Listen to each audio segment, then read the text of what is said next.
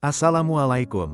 Pernah nggak sih kamu ngerasa berat badan ideal, tapi kok celana jeans makin sesak di bagian perut? Atau kamu sering dibilang kurus, tapi pas duduk perutnya nyembul kayak balon kecil yang kempes separuh? Jangan remehkan kondisi ini, karena bisa jadi itu tanda tubuhmu lagi teriak, ada masalah.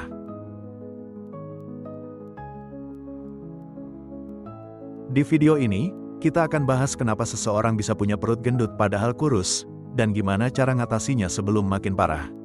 Stay tune sampai akhir, karena kita akan bahas juga tips praktis dan mudah yang bisa kamu mulai hari ini juga. Apa itu skinny fat? Nah, kondisi ini sering disebut skinny fat, alias kurus tapi berlemak. Jadi meskipun kamu kelihatan ramping dari luar, lemak visceral di bagian perut bisa numpuk diam-diam.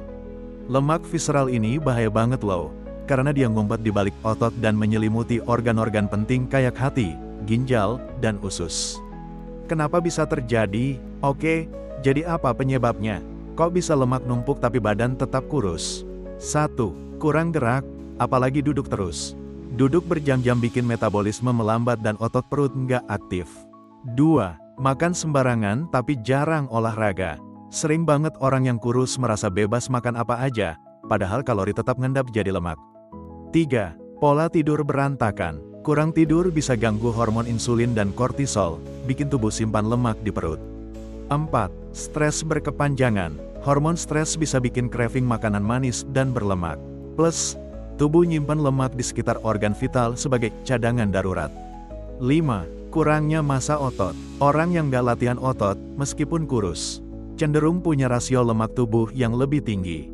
Bahayanya lemak perut. Lemak di perut ini bukan sekadar bikin susah cari baju pas, tapi juga bisa meningkatkan risiko penyakit kronis kayak diabetes tipe 2, tekanan darah tinggi, kolesterol jahat naik, gangguan jantung. Makanya penting banget buat kita peduli sama lemak perut, meskipun berat badan kelihatannya normal. Cara mengatasinya, oke, sekarang kita bahas gimana cara ngurangin lemak perut buat kamu yang udah kurus tapi perutnya bandel. 1. Mulai gerak, minimal 20-30 menit aktivitas fisik per hari. Jalan kaki cepat, yoga, HIIT ringan di rumah. 2. Perbaiki pola makan. Hindari karbo simplek, nasi putih, roti manis, ganti dengan yang kompleks. Kurangi makanan ultra proses dan gula berlebih. 3. Fokus bangun otot. Latihan kekuatan seperti squat, plank, atau angkat beban ringan bisa bantu bentuk otot dan bakar lemak. 4. Tidur cukup, dan kelola stres. Tidur ideal 7-9 jam. Coba teknik relaksasi seperti meditasi ringan atau journaling sebelum tidur. 5. Jangan cuma lihat timbangan. Ukur lingkar perut. Idealnya untuk wanita di bawah 80 cm.